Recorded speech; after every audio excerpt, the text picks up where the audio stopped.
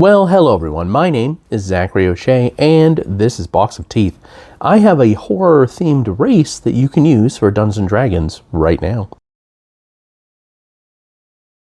When you're running a Dungeons & Dragons game, or any role-playing game really, where horror is an element, you're always going to have players that want to play a monster themselves or something with those horror elements in it.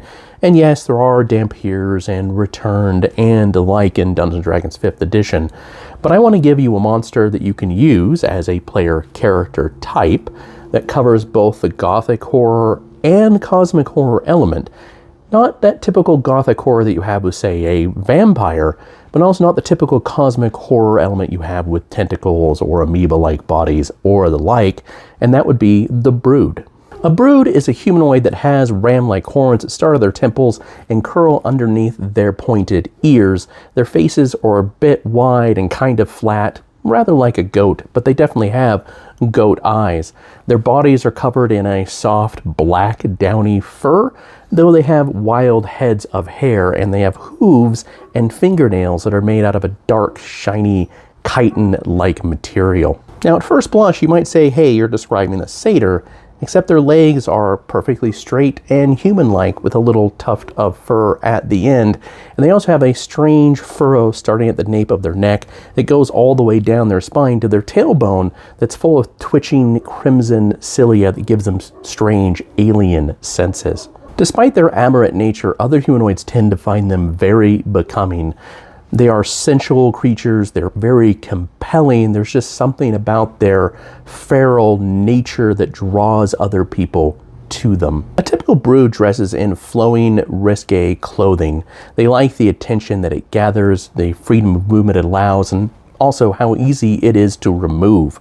Universally, all Brood are proud of their bodies, no matter what imperfections it may have, because they're all gifts from the Dark Mother. This is their main deity. They consider every inch of their bodies a testament to her grace and perfection, and to hate it is to demean that grace and defend their god. Some Brood, they prefer bright, festive colors to contrast their dark fur, while others will take a gothic flair. It really depends on individual taste. As mentioned, the Brood universally revere this deity, the Dark Mother, along with her firstborn. According to the Brood mythology, the Dark Mother was an entity that was imprisoned by the pantheons of the other mortal races because they were jealous of her power and ability to produce life. These other gods siphoned off that power and made the other races of the world, humans, dwarves, elves, etc. After eons, the Dark Mother broke free and birthed her own firstborns, 1,000 of them, but was soon destroyed by the other gods because if they couldn't wield her power, no one else could. In turn, the mortal races that were bound to their gods attempted to make war against the firstborn, but these first Brood, rather than being slaughtered, fled to the space between, i.e. space itself between the various spheres in D&D cosmology, to be safe and to hide in the area where their Dark Mother supposedly came from.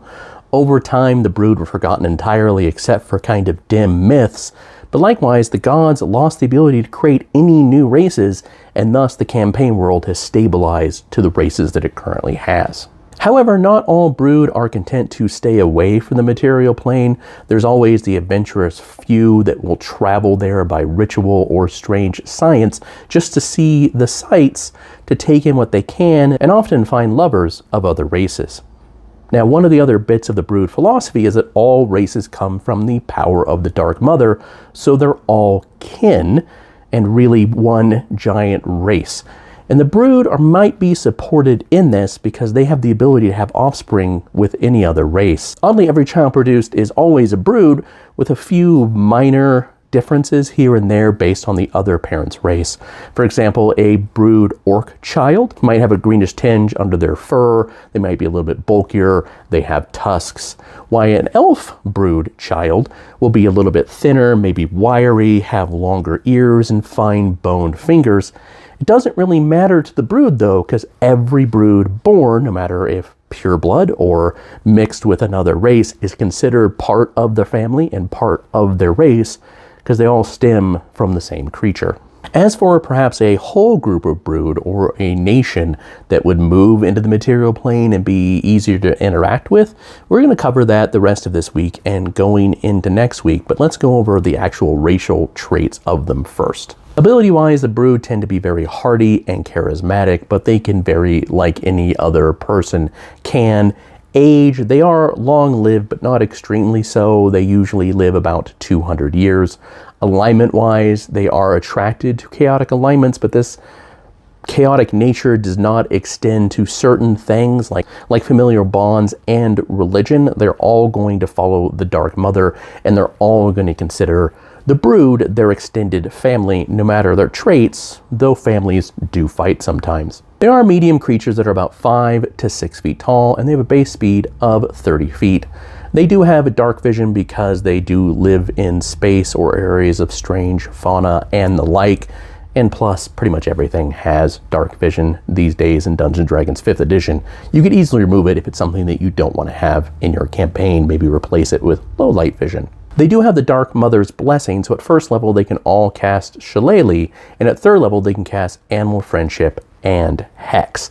This all comes back on a long rest, kind of like a drow or an elf's extra spells, and the spellcasting stat is Charisma. They do have a racial ability called Aberrant Bond, so they can use Animal Handling or their Animal Friendship spell on aberrations and monstrosities as long as those creatures have an intelligence score of 3 or less. Language-wise, they know Common and Deep Speech, though the way they speak Deep Speech is a odd dialect that is deep, sing-songy, and sonorous that can be produced by a humanoid's tongue. I've used the brood in more than a few campaigns, and not only Dungeons & Dragons ones, and they're a race that my players usually enjoy interacting with and sometimes even playing, and that's why I came up with them as an actual racial archetype for Dungeons & Dragons 5th edition. You can find them along with the brood monsters and hundreds more horror-themed monsters for Dungeons & Dragons 5th edition, all at boxofteeth.blogspot.com. If you're more interested in the non-Dungeons & Dragons role-playing projects that I have, or the horror fiction that I write, that includes Grease Paint right there, which is book 1, and book 2, Psychopomp, comes out at the end of this month on the 30th. It's a good, nice, fun ghost read with a lot of twists and some strange dark fantasy elements in it. I think you'll enjoy it. Go over to www.zacharyoshay.com. As always, I appreciate your time and your attention, and have a wonderful rest of the day. And yes, the Dark Mothers basically just Shub-Niggurath from Lovecraftian mythos. The Dark go to the wood with 1,000 young or 1,000 firstborn in this place that is reskinned for more of a D&D mythos and a lot less of a have to plug and play into a normal Lovecraftian mythos world.